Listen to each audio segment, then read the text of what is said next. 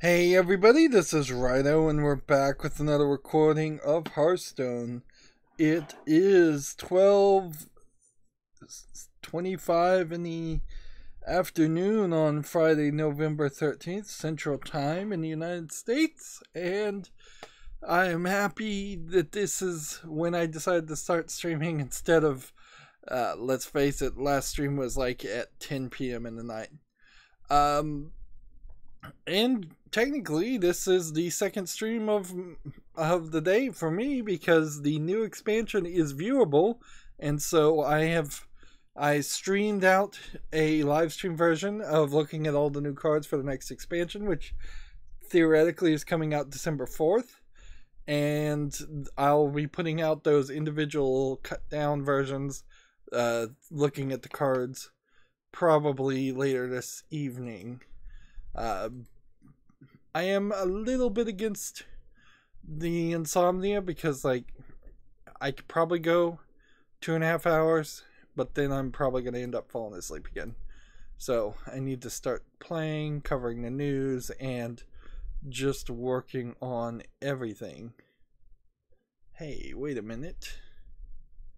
I am looking right now at the audio, and while my audio sounds fine, I'm noticing that that's not the case here. Alright, let's see if I can go into the settings and not screw up the stream. Default audio device should just be the default.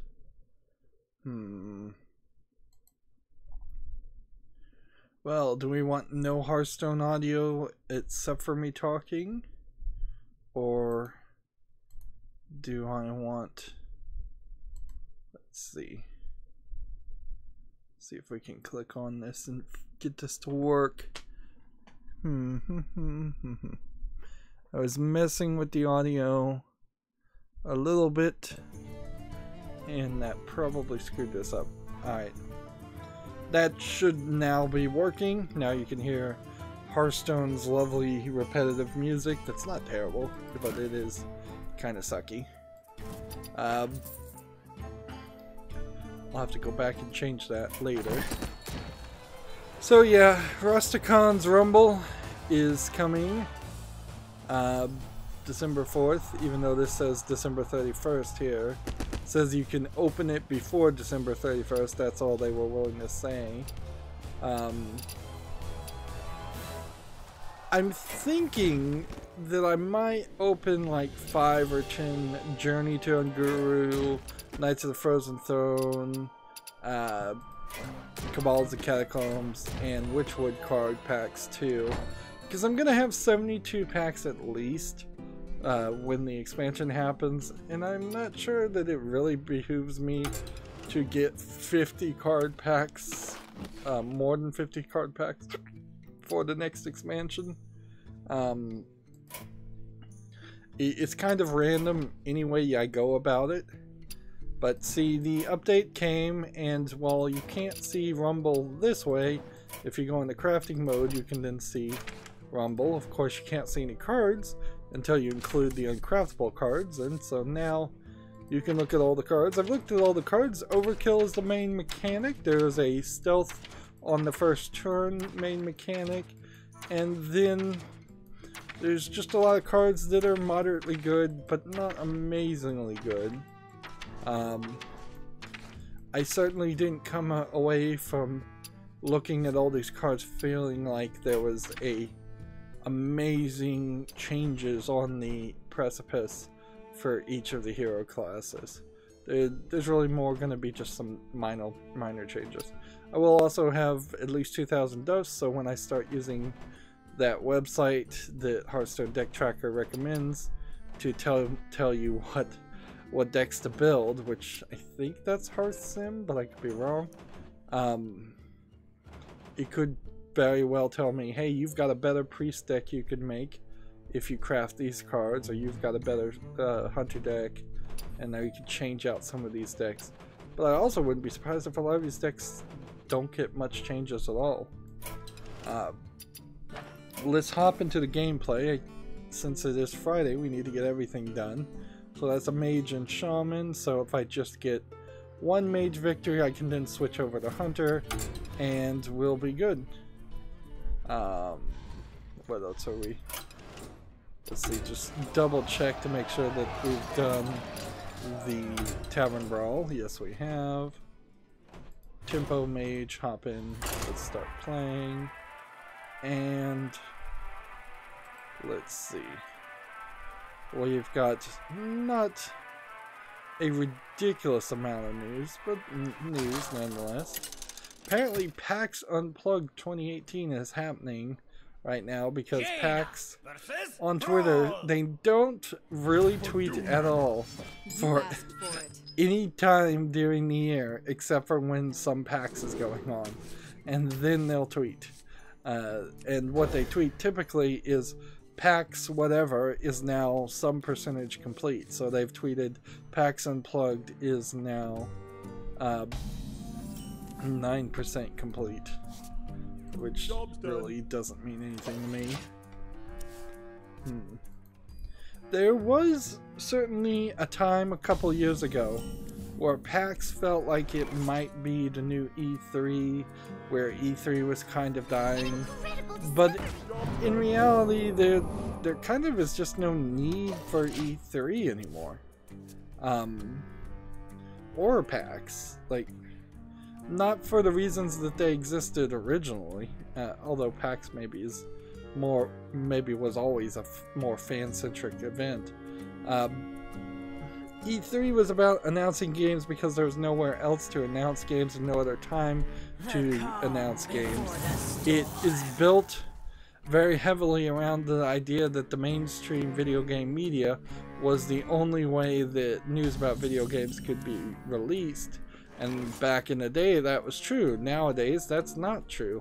So since mainstream video game media is making itself more and more irrelevant with every terrible news article that Kotaku, Polygon, The Verge publishes, PC Gamer, that then makes it less relevant for there to need to be a convention to bring all of those journalists in one place.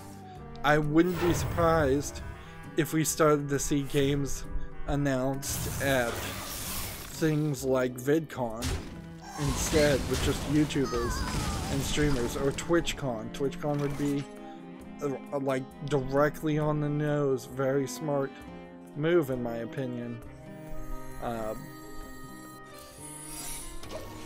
Like, cut out the journalists completely and just talk to Twitch streamers.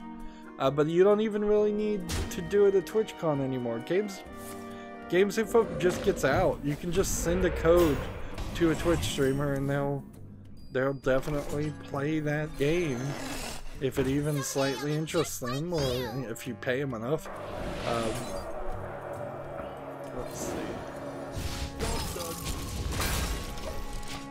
So yeah, so that kind of leaves PAX and E3 in this place where, I don't want to sound cruel when saying this, but it honestly feels like to me, and it's the place where people who desperately want to make new friends that have similar interests in video games go.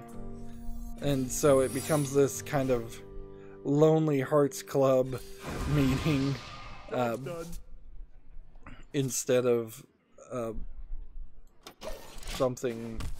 instead of a place where the average gamers would go. Like, I hope you like you have to be a little out there, a little thinking extreme to spend as much money as it costs to go to PAX.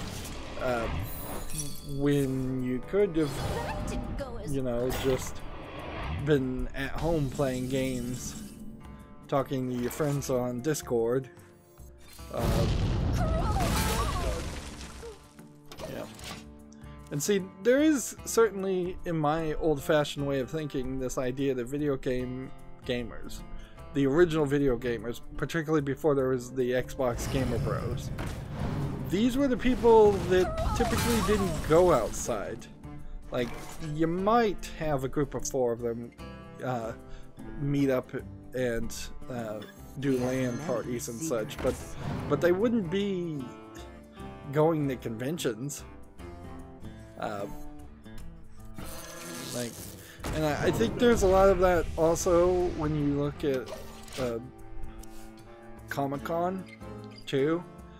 A lot of people at Comic-Con now feel very much like they are not anything as far as what a comic book nerd used to be.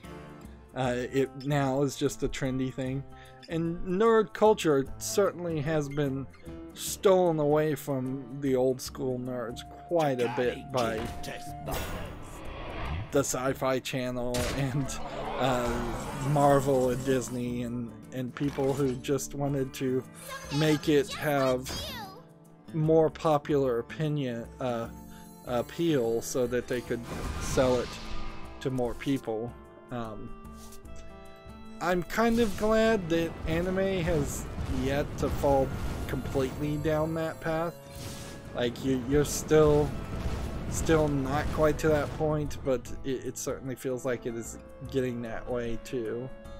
Like, I wouldn't be surprised where if you asked a bunch of like 16-year-old kids these days, I wouldn't be surprised if you got 80% response that, yeah, we like anime, we watch it all the time. We're totally anime fans. We're totally anime otaku. And I was like, nah. It meant something different in the old days. I hope you like my invention. This conversation though is really rapidly devolving into kids these days, these darn kids.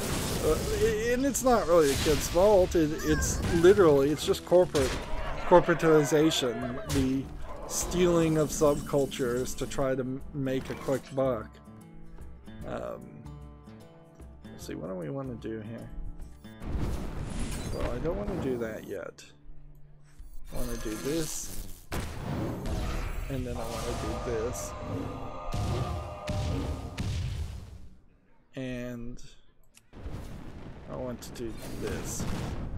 Job's done. If I can figure out a way for this guy to do 1 more damage to himself, if he does 1 damage to himself somehow, then I can play this. And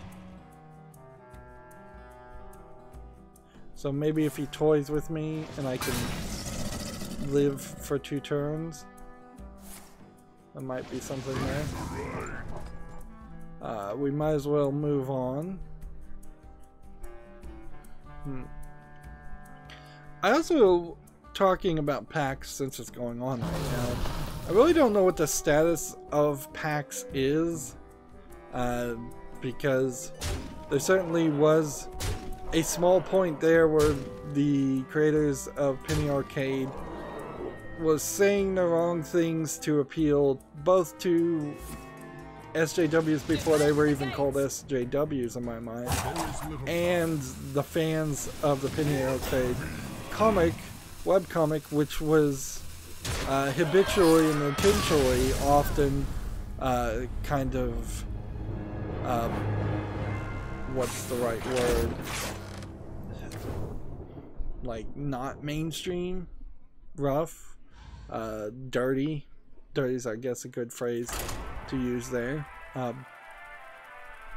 And that would be the old Penny Arcade comic, because it seems like in my brief looking at it every now and then, the new Penny Arcade comics are really just about the creators of the Penny Arcade comic being adults themselves now and raising their own kids, and so their perspectives have certainly shifted, and that's drastically changed the tone in the material of the game, of the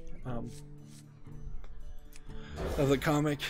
And honestly, it doesn't feel like it's too much about video games at all at that point.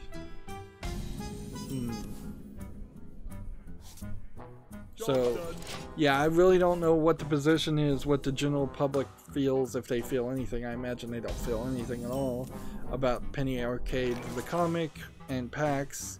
I'm not sure that they actually are even connected anymore.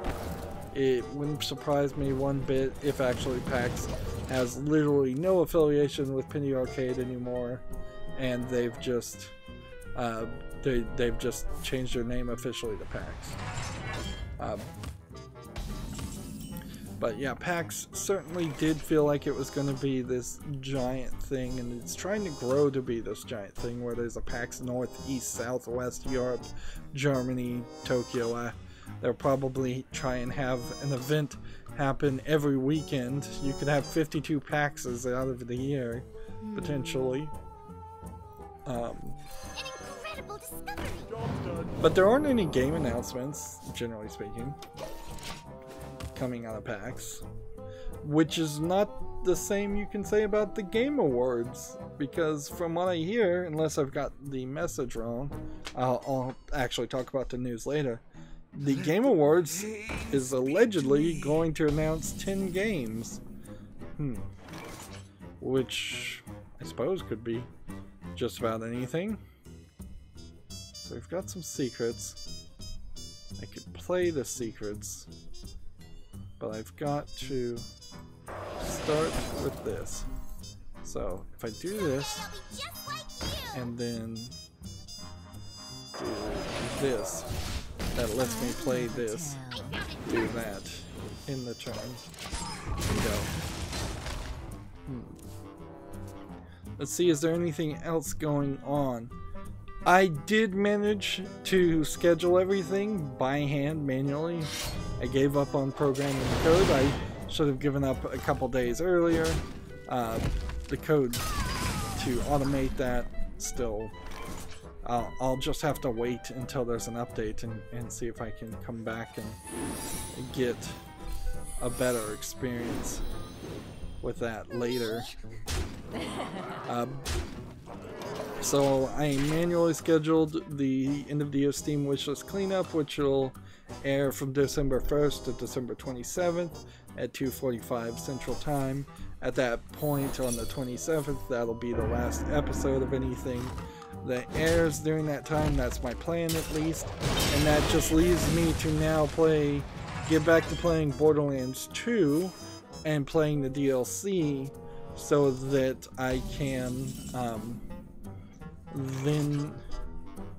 and I have to do that before December 6th.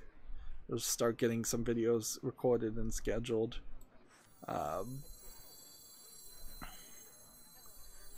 Which does seem doable.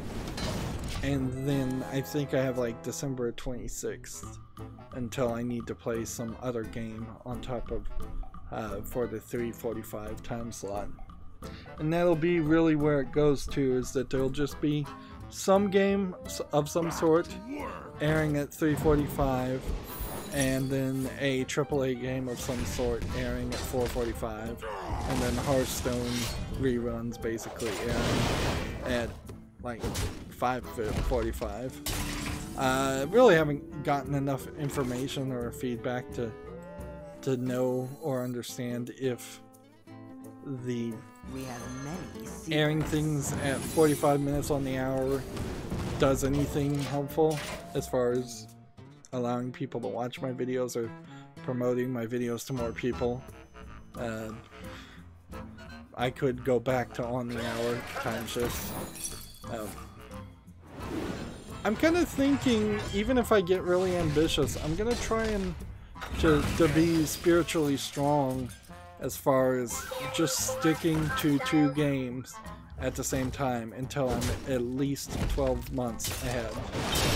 2019 is the year I want to really once again recommit towards the idea of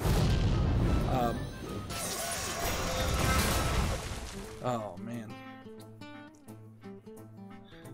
I really want to commit back towards the idea of having 12 months in advance of recording.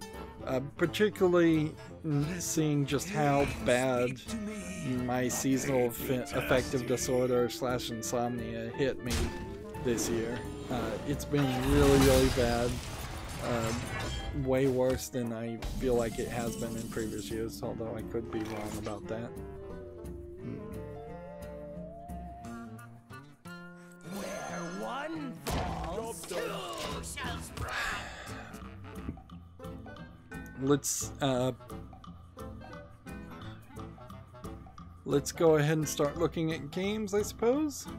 We have a game on Steam called Star Kids Obstacle Course, which looks like it's just some very basic shapes. It's probably a bullet hell game. Yes, tag bullet hell. It doesn't look particularly well animated, and for that reason alone, I don't want it on the follow list. $5.39 discounted. I will probably do a Steam wishlist cleanup video, but I don't think I'm gonna even put that in the 2 p.m. 2:45 p.m. time slot. Like, I don't think that there's a need to continue to push that when it's just not gonna last. Many secrets. Just play as much as possible. There.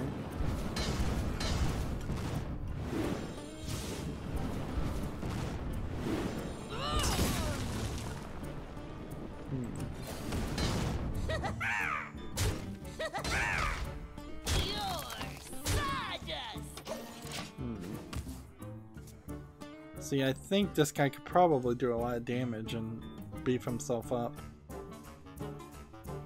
So, unless he plays like a taunt minion. Moving on, Gamer Sutra has an article. The Shanti developer, WayForward, has signed on to help finish Koji Igarashi's Bloodstained. So, the team behind the kickstarted Castlevania Symphony of the Night's spiritual successor, Bloodstained Ritual of the Night, today announced that the veteran dev WayForward has signed on to help finish the game's development, which something was slightly fishy going on there, undoubtedly, because it was getting pushed back and delayed, even though they had already released the 2D version of Bloodstained, which was supposed to just be a teaser game. I think they bit off more than they could chew. I think it's pretty obvious. When you Kickstarter, this seems to be always the case. Let's see. It's a notable team up giving WayForward developed 2D action games, The Mummy Demastered and the Shanti series, though it's unclear what the studio will be doing beyond general bug squashing is what Gamma Sutra is talking about. And unfortunately, at this point, like, I know we just started streaming and it's only been 30 minutes. I've got to run to the bathroom, so enjoy the music and I'll edit this out and mix it into an hour-long video. So apologies for this. Okay, I'm back. Apologies for that. Yeah. Another certain problem, certainly, with trying to stream earlier in the morning when you're not quite ready. Alright, well, we really didn't get anywhere. We were just barely talking about news. And let's see, we need to still get a mage victory, so let's hop back into Hearthstone and get that mage victory.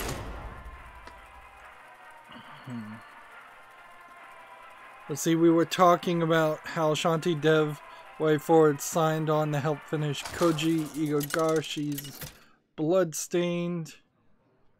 Jaina versus See, I don't recall that there had been any official admittance of them having any trouble at all with Bloodstained. It was just kind of obviously obvious. Bloodstained Curse of the Moon came out, and then Bloodstained Ritual of the Night is still slated to ship sometime in 2019, and I'm guessing if they have to bring somebody on even before 2019 even starts, that means that this is going to be at the late point of 2019 at best. If I was to guess, my suspicion is it's not going to make 2019. I would push it probably back, just as a rough guess, to mid-2020. In fact, this is one of those games that very possibly could simply become a Duke Nukem Forever style of game that doesn't come out for a very, very long time. But the good news is I kind of do trust Way Forward to make sure it actually happens. The question will then boil down to, is Bloodstained Ritual of the Night going to be good in the form that it comes out in? And there's really no guarantee for that one. Let's see. Mirror Entity, which almost certainly is not going to get me another Sorcerer's Apprentice, which is what I suppose I'm trying to do here. TechRaptor has an article. Path of Exile for the PS4, its release has been delayed until February of 2019. I think Path of Exile has already been out for PC and very possibly Xbox One. Yeah, it says it's been on Xbox One and PC according to TechRaptor, so the PS4 version is getting delayed.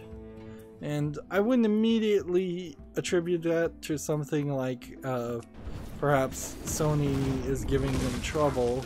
I imagine it's just slightly more difficult to craft a game to run on the PS4 than it is the Xbox One or PC. Do I want to kill this? I guess I do.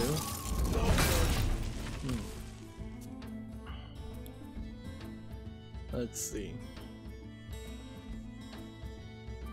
This is interesting looking. Nothing's really happening over here.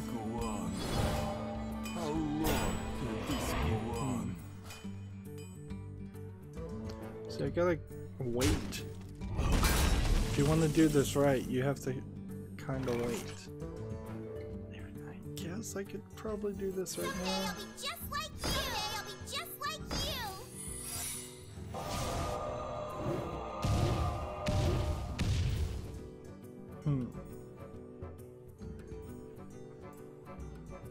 Just end a turn there, I guess.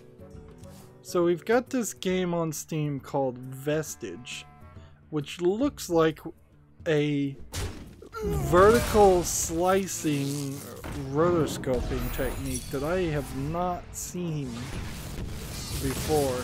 It feels like it's running almost like a LiDAR system on there, but LiDAR would not be capable of doing that, and LiDAR is almost always horizontal, not vertical.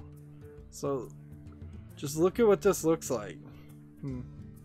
Now I imagine what you would do, there's also some lines that are blurring here, is you would just capture this on camera and then apply some kind of filter later on. Interesting. It's a room scale VR documentary that uses volumetric capture to take a viewer on a journey in the mind of Lisa as she remembers her lost love. Interesting. Unfortunately, I guess it's not really a game. It has sexual content, they said.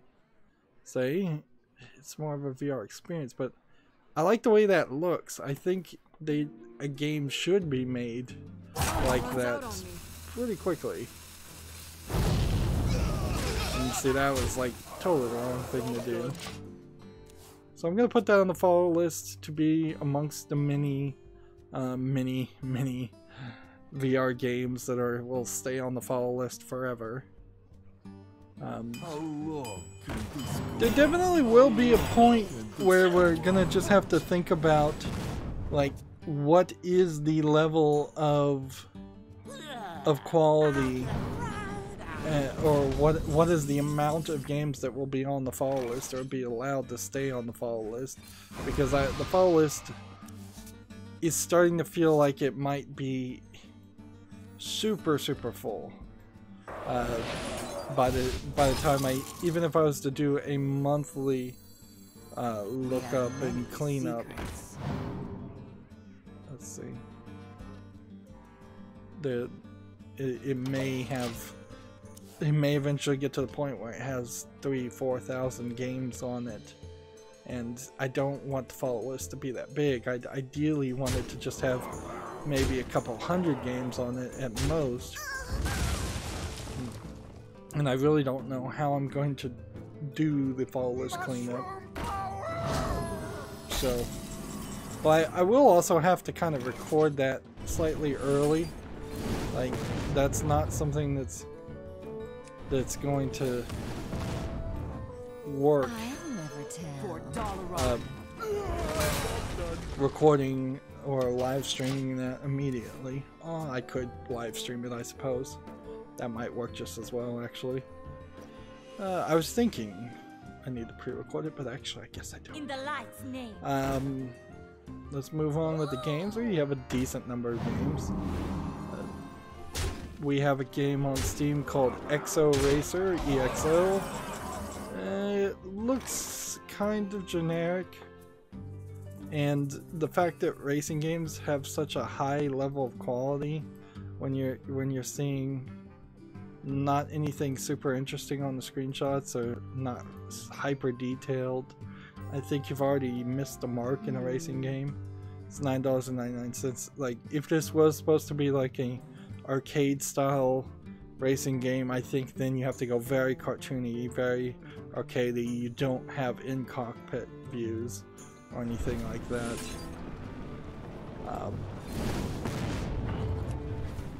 Okay, so unless this guy decides to tease me, I'm gonna lose.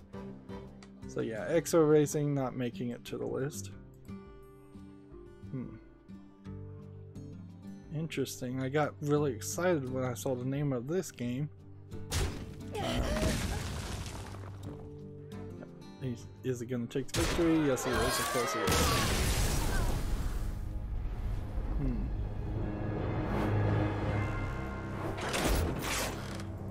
Can't lose stars at rank 20, so there's no reason to not play ranked.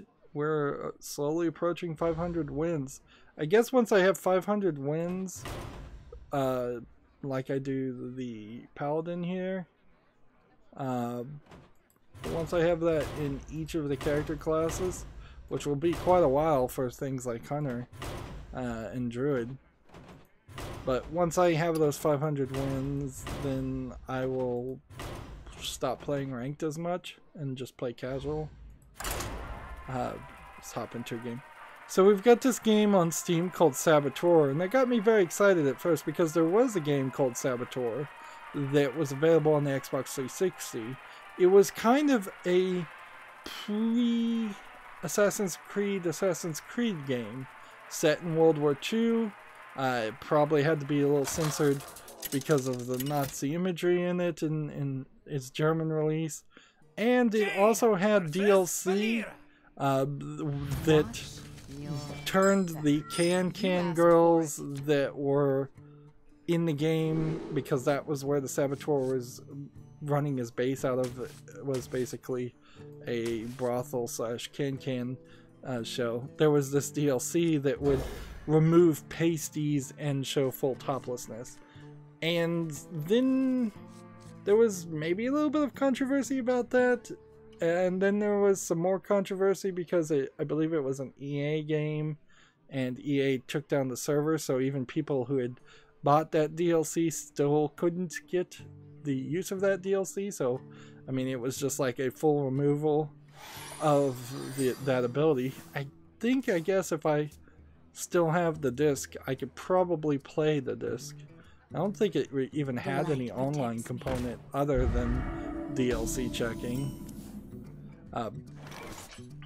But ignoring the pasties and the French girls, the game itself was very good. I liked it quite a lot. I don't think critics liked it that much. So it totally deserves to be on Steam. There are definitely, I could guess, at least 100 games that are not on PC that should be on PC, and probably 300 or 400 games that are on PC in some form or factor but are not available on Steam that should be on Steam. A lot of things are locked behind like EA Origins, like Alice Madness Returns, or Uplay, or other services like that. I'll never tell. Which, in all honesty, I'd probably go back and negotiate with some of these companies and say, hey, this old game, we'll let you put it on for free because, and we won't take a 30% cut, we'll only take a 20% cut. But I think Valve is probably in a position where they don't want to negotiate their cut ever, and so they're not willing to do that. Unfortunately for this game, Saboteur is not the Saboteur game I was hoping for, and this looks like just like a really old Commodore style of game. Yeah, I don't think there's anything here that would be interesting to play at all. So yeah, this is not making it to the wish list. I wonder. Let's see, play a secret. Do I even have a secret? Play? Not right now, so if I play this, I would waste that. I could do that instead. Let's see. I'm gonna Google search Saboteur. Not the film. From 1942. Not the board game. Not the film. I wonder. Let's see. Wikipedia is asking for money yet again. Not to be confused with Alfred Hitchcock's Sabotage.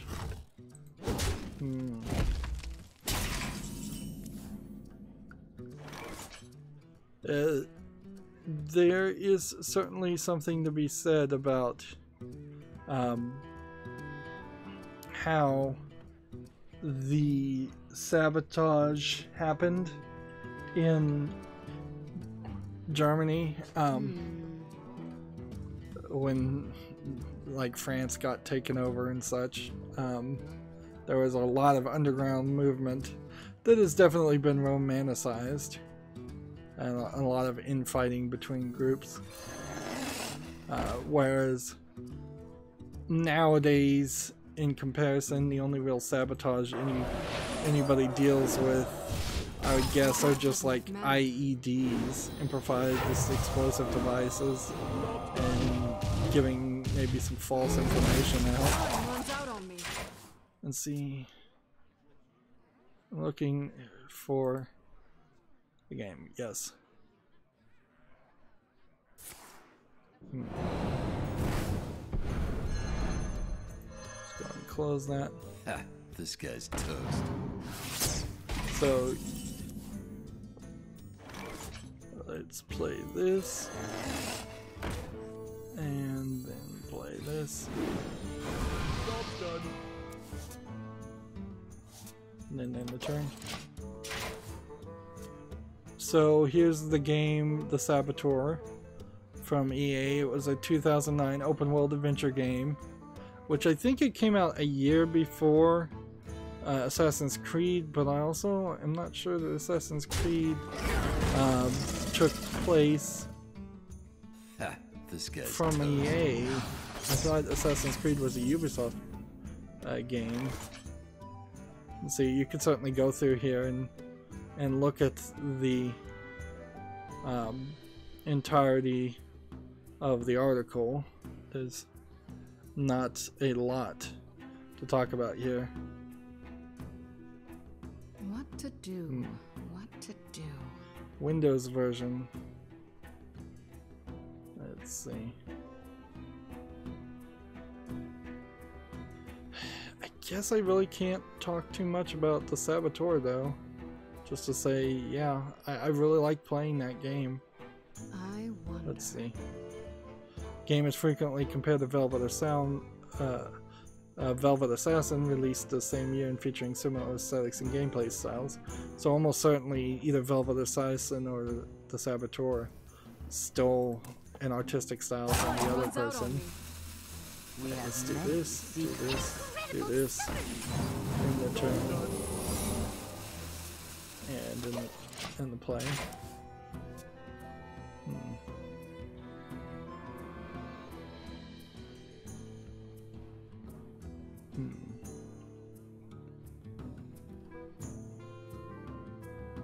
It's funny looking at the list here of the mainstream video game reviewers, and in 2009 it's the entire list is Destructoid, Eurogamer. Destructoid and Eurogamer, I believe, are the same parent company. Game Informer, Game Pro, Game Revolution, GameSpot.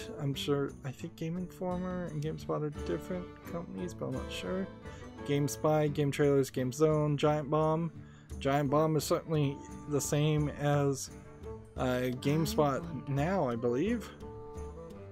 They were probably separate at the time. IGN, OXM, PC Gamer, and Eurogamer are definitely the same parent company.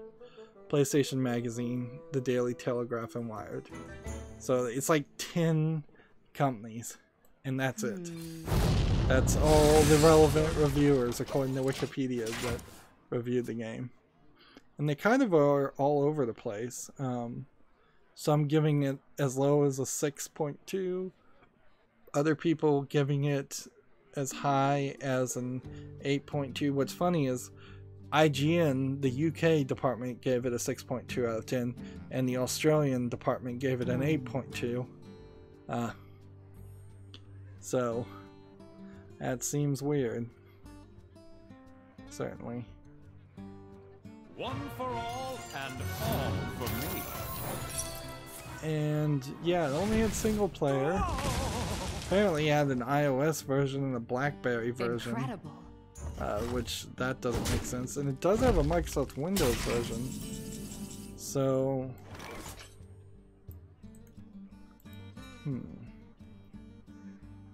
yeah, if we go to Origin, I guess you can get the game right now.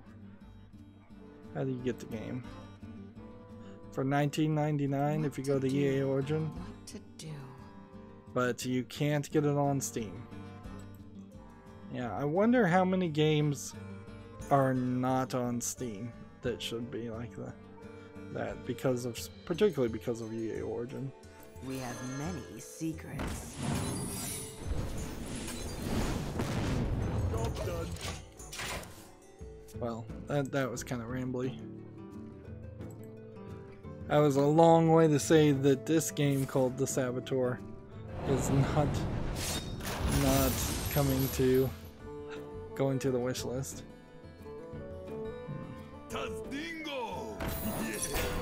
Moving on, we have a game on Steam called X4 Foundations. X4 would be expand, explore, exterminate, something else. It's a 4X style game. Sci-fi games that generally I don't like. This looks pretty, but it's already mixed and it's a style of gameplay I don't like, so I can kind of easily ignore it immediately. $49.99. Suppose I could look and see if maybe there's just a small performance problem that maybe would make some small logical reason to still consider it. Like, let's see what the negative things.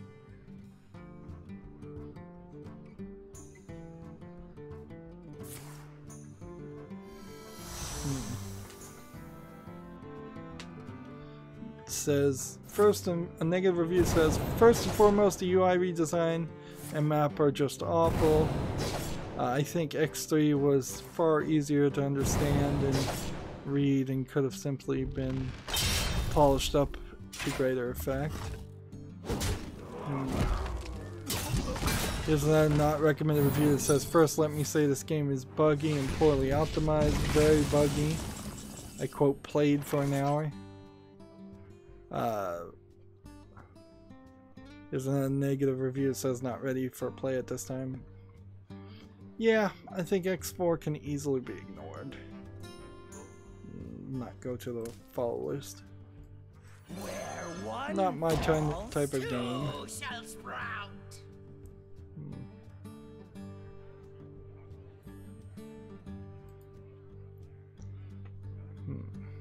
You have to remember to play. Take that victory. Yeah, I'm just sitting here. Take that victory and move on, please. We have no reason to stretch this out, and so we need hunter victories now, and we'll just play Spell Hunter.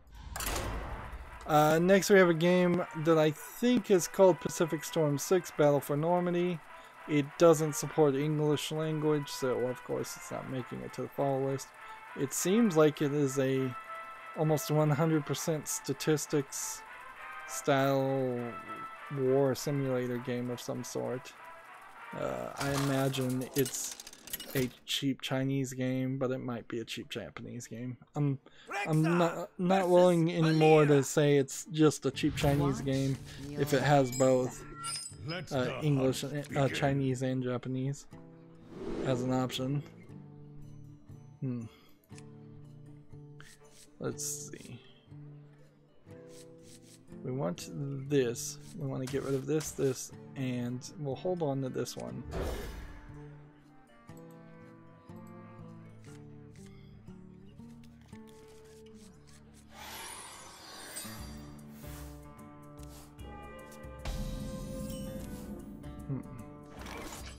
Discover a secret.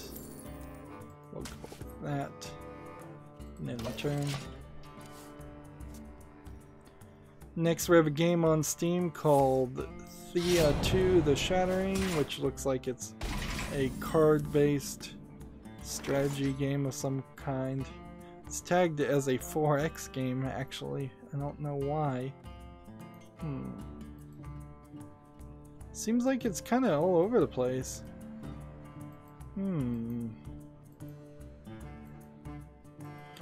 know, I'm seeing so many different screenshots for this early access game at $22.49 discounted. I think I kind of need to put this on the follow list just to try and figure out what this is. I could look at this developer and see. Yeah, let's come back over here and play first.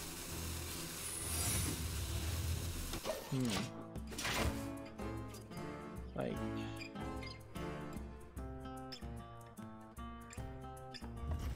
so if we're over here, let's see what Thea the Awakening was rated at. Very positive, very positive. So if the original game is rated very positively, I think I need to consider this. Put it on the follow list. Although, at that point, then I guess I also have to consider the original game, because I'm fairly certain this original game is also not on the follow list. So then I guess I need to just keep this page open, and I'll add both of them to the follow list and make a more informed decision later. Right.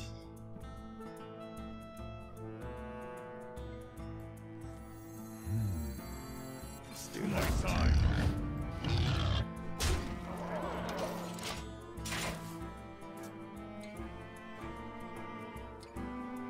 Next, we have a game on Steam called Kato, K-A-T-T-O.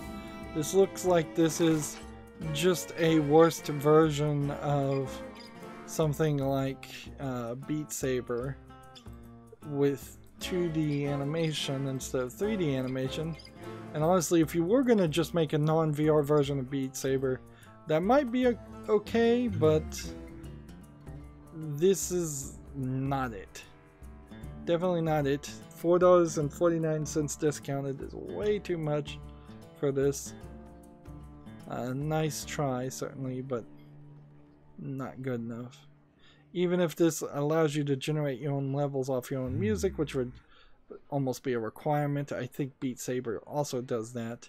And I'm not 100% certain that Beat Saber doesn't allow you to play outside of VR. So, attack here. And here.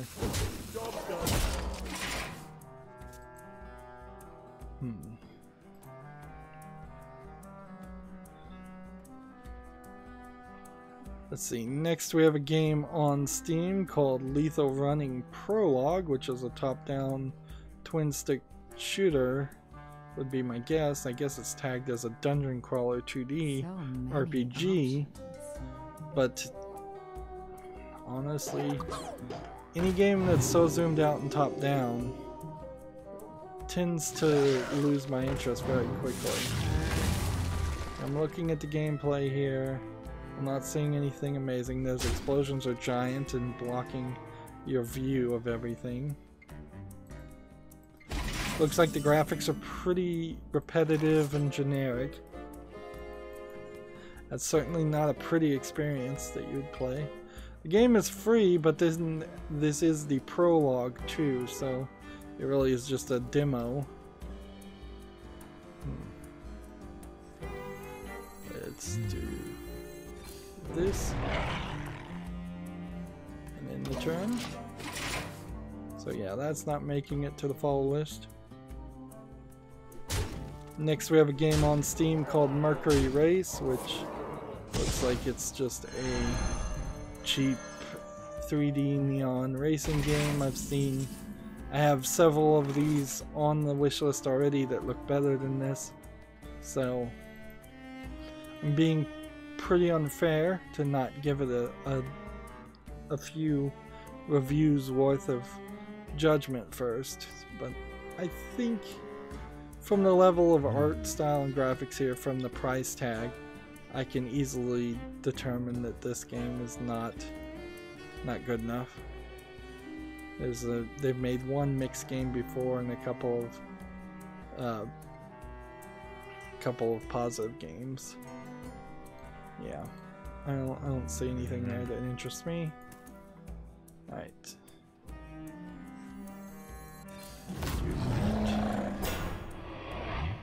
And then in the turn. Suppose Mercury Race is a slightly different racer game, because now that I'm watching the video of it, you're also shooting things that are flying around. Which that does change it slightly, but not enough. I got to change my mind. It's still just a kind of rough racing game.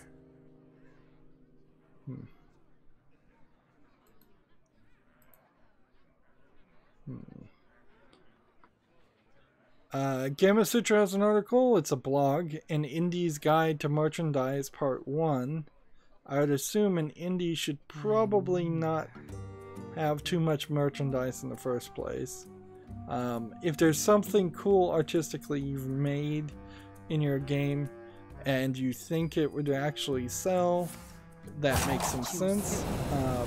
But a lot of people sell t-shirts. A lot of people just sell stuff that makes not as much sense.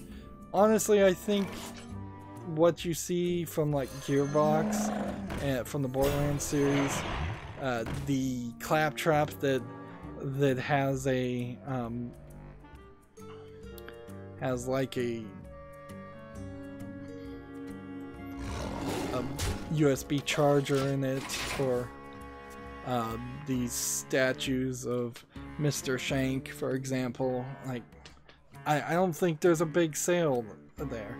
I would get that maybe some people might want the statues of the well-known main characters, particularly the females, let's just be honest here. But who really wants a claptrap on their shelf, particularly in 2018, where they're still pushing this stuff in 2018? It's like, the time for that kind of hype has long since gone. And Darksiders 3 had an Apocalypse edition that had a statue for the first 3 Horsemen of the Apocalypse and Virgil. It's like, the fact that you spent time and money developing these things concerns me, because it makes me feel like you weren't spending your time and money making the game better, or making the game at all. Let's see. This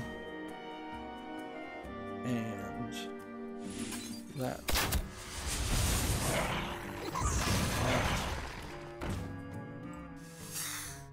And just keep on attacking.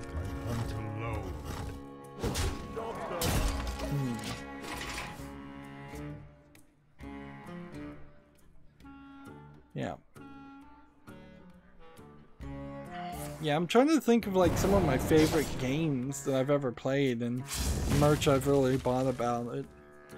With the exception of maybe Pokemon and Nintendo, there's not a lot to do there.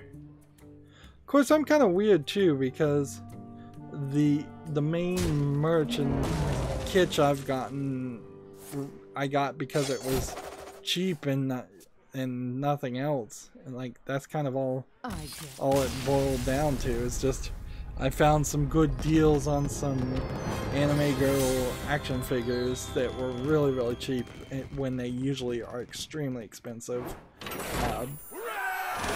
So I got them, and they make good bookends, kind of like shelf decorations, but that's kind of all they mean to me. If one were to break tomorrow and I had to throw it away, I really wouldn't cry over it. But yeah, video game merchandise, I think you're getting too obsessed at that point. And that points to somebody who is a gamer, who is obsessed about only one game. And in my mind, that puts you right on the same level as somebody who only plays Halo every year, the new Halo every year, or the new Battlefield every year. The people that I personally don't consider the hardcore gamers of old. If anything, the most merchandisey thing I have are the actual DVD cases of games on a bookshelf, and that's it. Like, the experience in the game is the important thing to me. Of course, that, I guess, is for the most part just a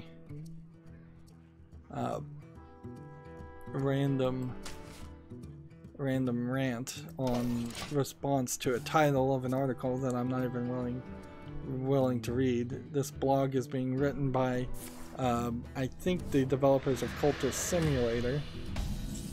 So yeah, it's really just a advertisement for Cultist Simulator, I would imagine, more than anything else. Moving on, we have a game on Steam called Goat Punks, which looks like it's kind of like a mount your friends style player versus player, climb to the top style game, but it's already mixed reviews with 12 reviews, so there must be something really wrong with it. $9.99, multiplayer only. It's multiplayer anyways, so I couldn't put it on the follow list anyways.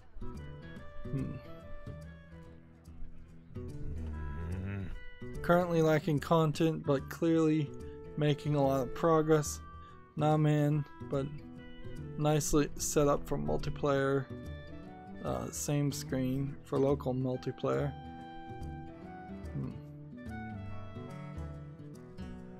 So yeah, seems like it's just not enough game modes yet, and not enough game there for people to pay $9.99. And there's definitely a lot of fear and legitimate concern about wasting money on something that would potentially never be finished at all.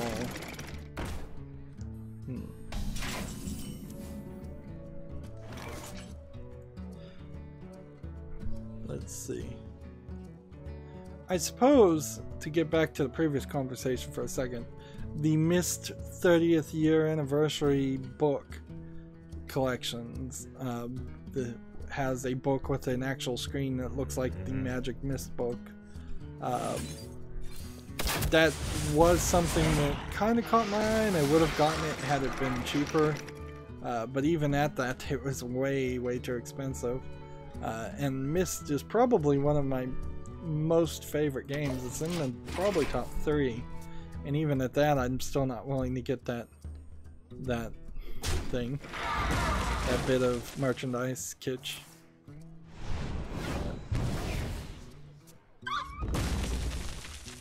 See, of course, I wasn't always like that. I actually collected nearly every single Nintendo thing I could get my hand on back in my days of being an obsessive Nintendo collector.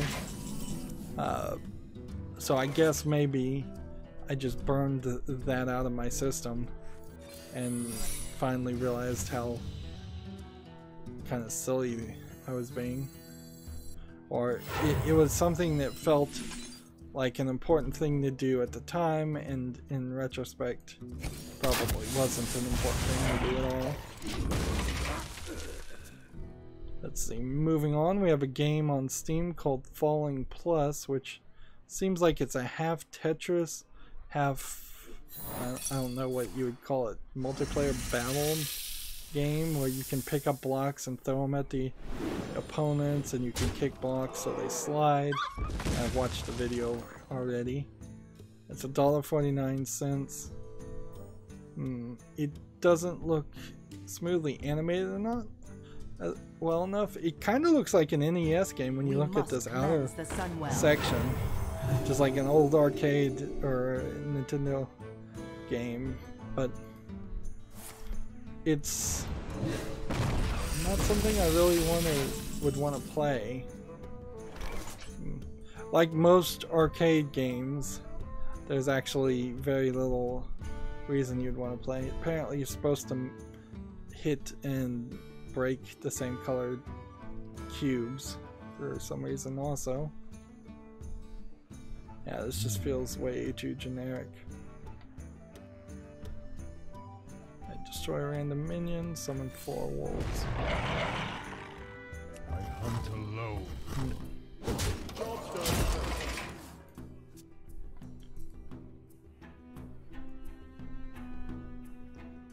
Let's see.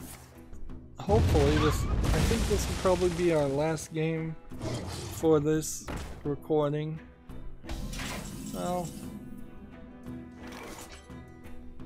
yeah, it probably should be, because I don't know how long we've really been going. Probably just an hour, but I'm not certain. Fill your hands with more spells if you have nothing else to do.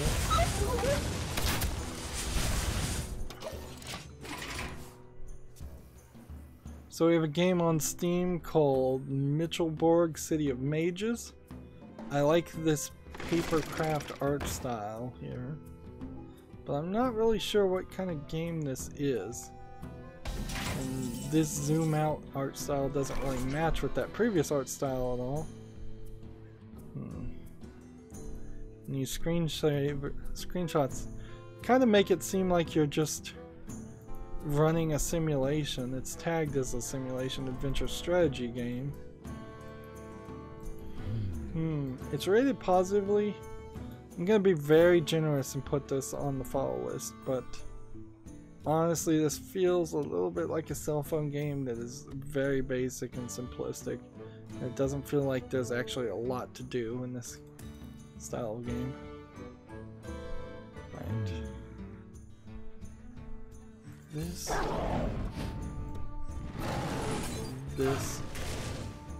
and that.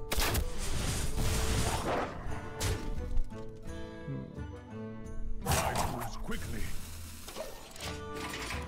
Literally none of these are gonna trigger. Because I don't think he's willing to trigger them. Fight, maggot. Get in there and fight, maggot. Let me see if this next game has anything too objectionable in the screenshots because it's tagged sexual content. No, it doesn't seem like it. So we have this game on Steam called Leviathan, a survival RPG. You can see this character has an implied large bust here. But this is really just an RPG Maker garbage game. You can kind of tell immediately. Like, even if this was somehow an amazing clone of The Legend of Zelda, I still wouldn't want to play it looking like this. If you're going to make a clone of The Legend of Zelda, you're going to have to make it look better than The Legend of Zelda looked by quite a lot. And selling on sexual content isn't going to help your case in this style of game. $8.49 discounted. Alright. You win this time. Low. Well, we're on a win streak. I guess we shouldn't break the win streak. We'll play one more game. Then I think we'll go 2 episodes. Well, I guess we are going to break the win streak then, I guess. Because we need to move over to the European account anyways. So that's it for the Americas account. We've got 74 card packs at least that we will open on, I believe, December 4th when the expansion happens. And yeah, it will be a consideration certainly whether I'm going to open 74 of the Rumble cards, or if I'm gonna maybe buy 5 Boomsday, 5 Witchwood, 5 Kobolds, 5 Frozen Thrones, 5 Unguru. It might make some sense to buy 50 Rumble packs and then buy the rest in Unguru cards. That might make some sense. Maybe not. The question is, what am I really trying to accomplish? Do I want cards that will be playable in the longest run, or do I want to try and get a complete collection? Because if I want to get a complete collection, the move would certainly be, looks like the game locked up on me. The move would be to play Unguru and get Unguru cards. If I'm trying to get cards that are going to be playable and standard for the longest amount, I should get more Rumble cards. And I'll probably just keep it a little bit balanced. We'll do a little bit of everything. Anyways, despite the break in the middle there, that's going to be it for this recording. As always, I ask you to like, share, subscribe, comment, and watch every second of my videos. If you want a friend or follow me on any social media sites, there's a whole bunch of links down below in the description box. And if you want to support me even further, you can friend me on Steam and gift me a game, or you can support me via Patreon. Thank you for watching. Have a good evening.